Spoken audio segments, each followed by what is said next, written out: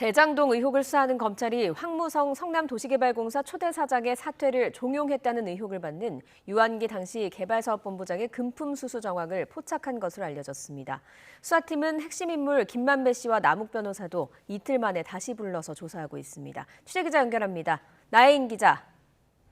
네, 서울중앙지방검찰청입니다. 네, 유한기 씨는 앞서 황무선 전 사장이 공개한 녹취 파일 속 대화 상대방인데요. 금품 수수 정황이 포착됐다고요? 네, 대장동 의혹을 수사하는 서울중앙지검 전담수사팀은 최근 유한기 전 성남도시개발공사 개발사업본부장이 화천대유 세력에게서 수억 원대 뒷돈을 받은 정황을 포착한 것으로 전해졌습니다.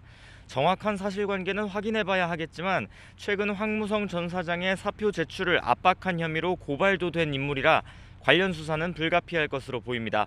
앞서 오늘 오전 원희룡 전 제주지사도 국회에서 기자회견을 열고 화천대유 대주주 김만배 씨가 지난 2015년 유한기 전 본부장에게 대장동 개발과 관련해 수억 원을 건넸다는 공익 제보를 받았다고 밝혔습니다.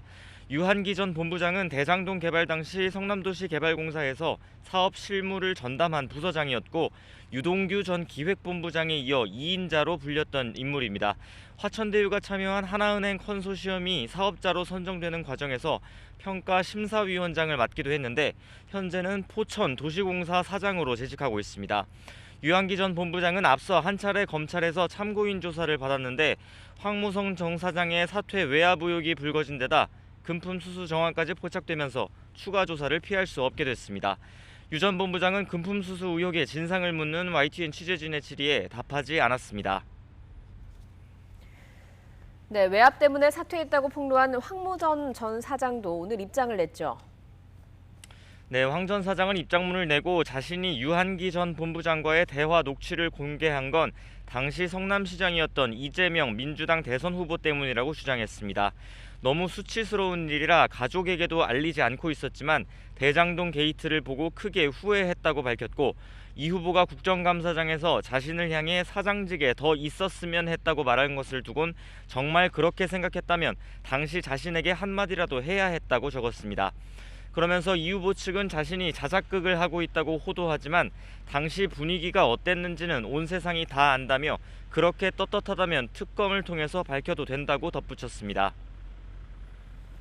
이번 사건의 핵심 인물인 김만배 씨와 남욱 변호사도 오늘 다시 검찰에 출석했죠.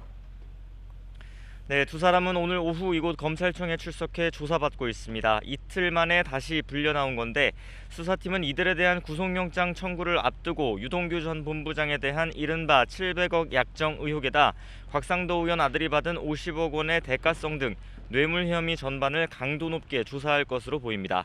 유 전 본부장과 공모해 대장동 사업에서 특혜를 받고 성남시 측에 막대한 손해를 끼쳤다는 배임 혐의에 대한 보강 조사도 뒤따를 것으로 전망됩니다.